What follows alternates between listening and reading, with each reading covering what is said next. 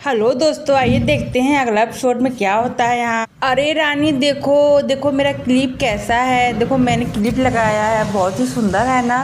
बिल्कुल स्टार वाला क्लिप है मेरे पास, पूरा रंग बिरंग वाला क्लिप है। अरे मासी देखिए, मैंने भी क्लिप लगाया है, बहुत ही सुंदर फूल वाला।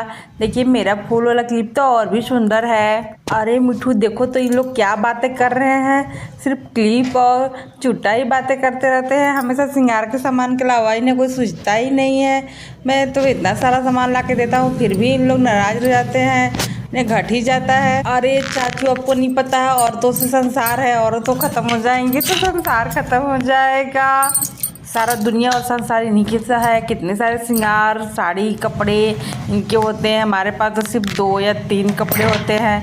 अब हम पहनते हैं, एक नया रखते हैं, 2 पहनते हैं, डेली बदल बदल के, बस इतने ही रखते हैं हम लोग। हाँ राजू, तुम सही कह रहे हो। वैसे मिठू का क्या है, मिठू का बस अमरूद से मतलब है, अमरूद खाता रहता है वो, अब बैठा रहता है। हम दोनों ही सोचते रह जाते हैं। चलिए चलिए मार्केट चलते हैं, समोसे खा कर आते हैं। बहुत सारे समोसे बन रहे हैं मार्केट में, वो बताया था मुझे निखिल ने कि वहाँ पे बहुत अच्छे वाले समोसे बनते हैं। चलिए खाते हैं। हाँ जीजू, मेरे लिए भी समोसे पैक करवा कर ले आइएगा, और मोमोज भी, उसके साथ अच्छी वाली चटनी भी ले आइएगा, तीखी वाली, बहुत ही अच्छी लगती है खाने में। अरे आप लोगों ने सुना गाँव में क्या हुआ?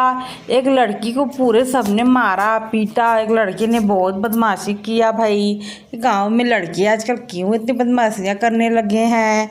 अब आजकल तो रोज का ही धाना हो गया है। रोज ही सड़क में बहुत ही एक्सीडेंट होती रहती है, हर रोज डर लगा रहता है, पता नहीं क्या होगा क्या नहीं होगा। कोई को रोज तो जाना ही पड़ता है कुछ न कुछ बाजार लेने। और इस तरह की स्थिति है, इतनी पतली सड़क है कि मैं क्या ही बताऊं। थोड़ी चकली हो जाती तो आसानी हो जाती, लोगों को बहुत ही परेशानी होती है आने जाने में। अरे आपको नहीं पता है क्या, सड़क पास हो गई है और लंबी और चौड़ी सड़क बनने वाली है, बहुत ही बड़ी बनेगी। सबको सारी परेशानियां दूर हो जाएगी, जिससे जैसे जवान वैसे जाएंगे। अब कम से कम एक्सीडेंट तो आधा ही कम हो जाएगा, पूरा ही कम हो जाएगा, बहुत ही कम हो जाएगा। पहले जैसा नहीं रहेगा, रोड बड़ा चौड़ा हो जाएगा तो किसी को दिक्कत नहीं होगी आने जाने में। आदमी ज़्यादा हो गए हैं और रोड थोड़ा है। पहले इतने लोग सड़क पे नहीं जाते थे, अब तो सुबह शाम सड़क पे ही लोगों का गुजरना है, इसी वजह से ज़्यादा दिक्कत होने लगी है। पहले के लोग तो ज़्यादातर घर में खेतों में काम किया करते थे, अब तो सिर्फ ऑफिस है, जाना आना ही करते रहते हैं, तो परेशानी हो जाती है। इतनी परेशानी हो जा रही है कि इंसान को क्या ही बताऊँ। अरे चलो ठीक है, बहुत हुआ बातचीत, अब चलो खाना खाते हैं। देखो मैंने क्या बनाया है। आज मैंने लौकी की सब्जी चना दाल के साथ बनाई है, और चावल, और घर पे कुछ नहीं था। चलो खाते हैं। देखो कितनी अच्छी बनी है, पहले खा के तो बताओ टेस्ट करके मैंने कितनी मेहनत से बनाई है। मैं गई थी पहले जाकर खेतों से लौका तोड़ के लाई हूँ, इतनी सॉफ्ट सॉफ्ट लौकी थी कि मैं क्या ही बताऊँ। हाँ कज्जी जी, अगर आपको भी लौकी चाहिए तो चले जाइएगा खेत पे, बहुत सारी अच्छी अच्छी लौकी फरी हुई है वहाँ पे। मैं भी अपने घर ले जाऊँगी। हाँ भाभी, आप ले जाइएगा, कोई बात नहीं, बहुत सारी है, अच्छे से बनाइए खाइए, हम भी ले आएंगे। मुझे तो लौकी की पकौड़ी खाने की बहुत इच्छा हो रही है। मैं जा रही हूँ, लौकी की पकौड़ी बनाकर खाऊंगी, बहुत ही टेस्टी और यम्मी लगता है खाने में। मैं तो सोच रही थी कि क्यों ना मोमोज मंगाए और समोसे मंगाए। राहुल वैसे भी मार्केट जा रहे हैं, सब बतिया रहे हैं। पहले चावल ही खा लेती हूँ, कितनी टेस्टी चावल लग रही है। चावल और ये तो लौकी की सब्ज़ी तो बहुत ही टेस्टी बनाई है आप, रिया दीदी, बहुत ही अच्छी हैं। आपने मुझे भी चावल और लौकी की सब्जी दिया। अरे भाभी, आप भी मेरे घर के सदस्य जैसे ही हैं। अरे सच में रिया दीदी, आपने बहुत ही टेस्टी वाली लौकी की सब्जी और चावल बनाया है, तो बहुत ही अच्छी लग रही है।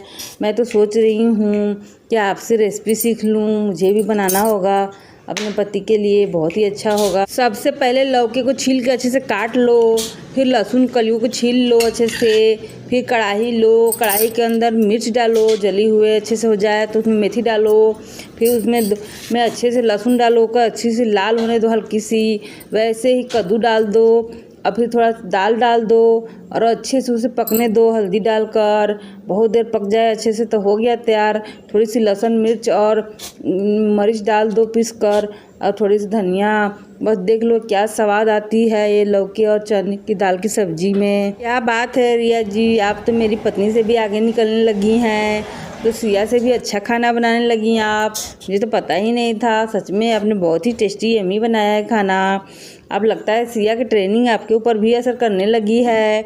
अब सिया से रोज़ रोज़ नए नए चीज़ें सीखने लगी हैं यहाँ पे रह के। पहले तो आप नहीं कुछ किया करती थी, मैंने देखा है। शादी के बाद आप नहीं कुछ करती थी। अरे जीजू, ये तो दीदी का असर है। दीदी ने मुझे धीरे धीरे प्यार से सारी चीज़ें सिखा दी है।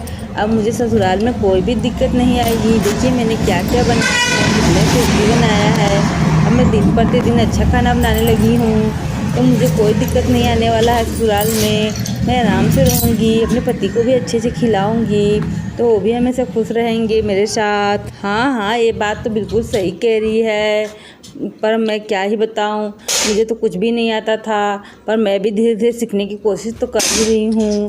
मैं भी धीरे धीरे सारी चीज़ें सीख लूँगी सिया दीदी से। वो तो मुझे पहले कुछ करने भी नहीं देती थी, अब तो थोड़ा बहुत छोड़ भी दी है। मैं दिन प्रतिदिन सारी चीज़ें सीखने की कोशिश कर रही हूँ। हाँ भाभी, हम सब सीख लाएंगे, अच्छा रहेगा, हमारे ससुराल में बहुत काम आएगा, हमारी ज़िंदगी में भी बहुत काम आएगा, अच्छा अच्छा खाना बनाने आएगा। फिर भी हम सब सिया दीदी की तरह तो नहीं बना पाएंगे। मैं तो सोच रही हूँ सिया दीदी से एक दिन अच्छी सी बनवा के खा लूँ कुछ, क्योंकि मुझे ससुराल से बार बार फ़ोन आ रही है। मैं बहुत ही परेशान हो गई हूँ, मेरे जाने की इच्छा ही नहीं होती एक भी वहाँ पे जाने की। अरे बिटिया, तुम भी तो अच्छा खाना बनाने सीख गई हो, अब क्या दिक्कत है तुम्हें ससुराल जाने में? जाना चाहिए। वैसे भी सास ससुर का पति का सेवा करना से ज़्यादा ही अच्छा होता है। तुम्हारे बच्चे भी तो हैं वहाँ पे, तुम यहाँ पे अकेले क्या करोगी? हम सबसे मिल ली, अब क्या करना चाहती हो यहाँ रहकर? सच में तुमने बहुत ही टेस्टी वाला खाना बनाया है, बहुत ही अच्छा बनाया है।